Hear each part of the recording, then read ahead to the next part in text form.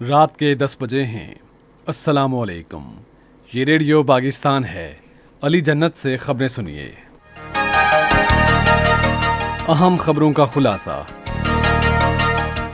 حکومت نے پیٹرولیم مصنوعات کی قیمتوں میں اضافہ نہ کرنے کا فیصلہ کیا ہے۔ وزیر اعظم نے ابوظہبی میں متحدہ عرب امارات کے صدر شیخ خلیفہ بن زید ال نہیان کے انتقال پر تعزیت کی ہے۔ پاکستان اور متحدہ عرب امارات میں مختلف شعبوں میں دو طرفہ تعلقات کو مزید مضبوط کرنے پر اتفاق کیا ہے۔ اور وزیر خارجہ نیو یارک میں عالمی تحفظ خوراک کے بارے میں ایک وزارتی اجلاس میں پاکستانی وفد کی قیادت کریں گے جو بدھ کو ہوگا۔ اور اب خبریں تفصیل کے ساتھ۔ حکومت نے ملک میں پیٹرولیم مصنوعات کی قیمتیں نہ بڑھانے کا فیصلہ کیا ہے۔ وزیر خزانہ مفتاح اسماعیل نے آج اسلام آباد میں ایک پریس کانفرنس سے خطاب کرتے ہوئے کہا کہ حکومت فی الحال پیٹرولیم مصنوعات کی قیمتیں بڑھانے کا کوئی ارادہ نہیں رکھتی۔ انہوں نے لوگوں سے کہا ہے کہ وہ پیٹرول ٹینک بھروانے کے لیے پیٹرول پمپوں پر نہ جائیں۔ وزیر خزانہ نے کہا کہ وزیر اعظم شہباز شریف نے آج پیٹرولیم مصنوعات کی قیمتیں بڑھانے کی تجویز مسترد کر دی اور کہا کہ حکومت عوام پر مزید بوجھ نہیں ڈال سکتی۔ مفتاح اسماعیل نے کہا کہ گزشتہ 4 برس میں گندم کی قیمت 35 روپے فی کلو گرام سے بڑھ کر 80 روپے فی کلو ہو گئی ہے۔ چینی کی قیمت کے بارے میں مفتاح اسماعیل نے کہا کہ حکومت سستی چینی فراہم کر رہی ہے اور اس نے چینی کی قیمت مزید کم کرنے کی ہدایت کی ہے۔ انہوں نے کہا کہ حکومت اس سال چینی درآمد نہیں کرے گی۔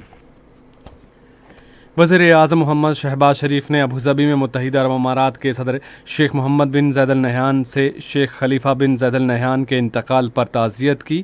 تعزیتی ریفرنس میں شاہی خاندان کے دیگر ارکان بھی موجود تھے۔ وزیر اعظم کے ہمراہ وزیر دفاع خواجہ محمد آصف، وزیر داخلہ رانا ثناء اللہ اور UAE میں پاکستان کے سفیر افضل محمود بھی موجود تھے۔ شہباز شریف نے متحدہ عرب امارات کی قیادت سے پاکستان کی قیادت، حکومت اور عوام کی طرف سے ہمدردی اور تعزیت کا اظہار کیا۔ پاکستان اور UAE کے درمیان تعلقات مرحوم شیخ خلیفہ بن زید ال نہیان کی قیادت میں نئی بلندیوں تک پہنچے۔ وہ پاکستان کے ایک مخلص دوست تھے۔ پاکستان کی حکومت اور عوام ان کی گراں قدر خدمات کو طویل عرصے تک یاد رکھیں گے۔ شہباز شریف نے متحدہ عرب امارات کے نئے صدر کی ذمہ داریاں سنبھالنے پر شیخ محمد بن زید ال نہیان کے لیے نیک خواہشات کا اظہار کیا۔ انہوں نے یقین ظاہر کیا کہ نومنتخب صدر آنے والے برسوں میں متحدہ عرب امارات کو ترقی اور خوشحالی کی نئی بلندیوں پر لے کر جائیں گے۔ شیخ محمد بن زید نے دکھ کی اس گھڑی میں اظہار یکجہتی کرنے پر وزیر اعظم اور پاکستانی عوام کا شکریہ ادا کیا۔ دونوں رہنماؤں نے پاکستان UAE تعلقات کو ہر سطح پر مزید مضبوط کرنے کے لیے مشترکہ عزم کا اعادہ کیا۔ وزیر خارجہ بلاول بھٹو زرداری منگل کو امریکہ جائیں گے، جہاں وہ نیو یارک میں عالمی غذائی تحفظ کے بارے میں وزارتی سطح کے اجلاس میں پاکستانی وفد کی قیادت کریں گے جو بدھ کو ہوگا۔ یہ اجلاس امریکی وزیر خارجہ اینٹونی بلنکن نے بلایا ہے، جس کا مقصد روس کے یوکرین پر حملے کے تناظر میں دنیا بھر میں خوراک کی قیمتوں میں اضافے کا حل تلاش کرنا ہے۔ سفارتی ذرائع کے مطابق اجلاس میں فوری انسانی ضروریات کا جائزہ لیا جائے گا اور مستقبل میں ایسی صورتحال سے نمٹنے کے لیے اقدامات کی نشاندہی کی جائے گی۔ وزارتی اجلاس کے بعد اگلے دن اقوام متحدہ کی سلامتی کونسل میں تنازع اور غذائی تحفظ کے موضوع پر ایک مباحثہ ہوگا۔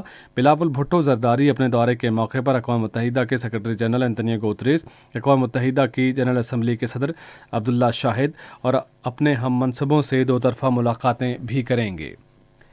وزیر خارجہ بلاول بھٹو زرداری نے کہا ہے کہ پاکستان پیپلز پارٹی کے ارکان اور آصف علی زرداری نے جیلیں کاٹی لیکن کوئی سمجھوتہ نہیں کیا۔ وزیر خارجہ کا عہدہ سنبھالنے کے بعد آج کراچی میں عوامی جلسے سے خطاب کر رہے تھے۔ بلاول بھٹو زرداری نے کہا کہ عمران خان ریاستی اداروں کو اپنی ٹائیگر فورس کی طرح چلانا چاہتے تھے۔ انہوں نے کہا کہ عمران خان کی حکومت کو ہٹانا کوئی غیر ملکی سازش نہیں تھی بلکہ انہیں جمہوری عمل کے ذریعے ہٹایا گیا۔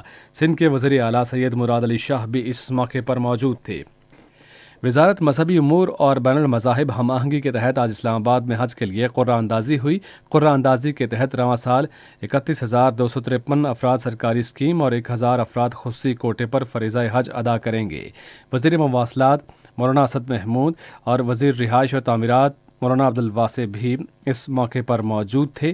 بعد میں ایک نیوز کانفرنس سے خطاب کرتے ہوئے مولانا اسد محمود نے کہا کہ پاکستان کو سعودی عرب کی جانب سے 81,132 کا حج کوٹا دیا گیا، جس میں سے 60% سرکاری اور 40% پرائیویٹ حج کوٹا ہے۔ اسی کے ساتھ ہی خبریں ختم ہوئی۔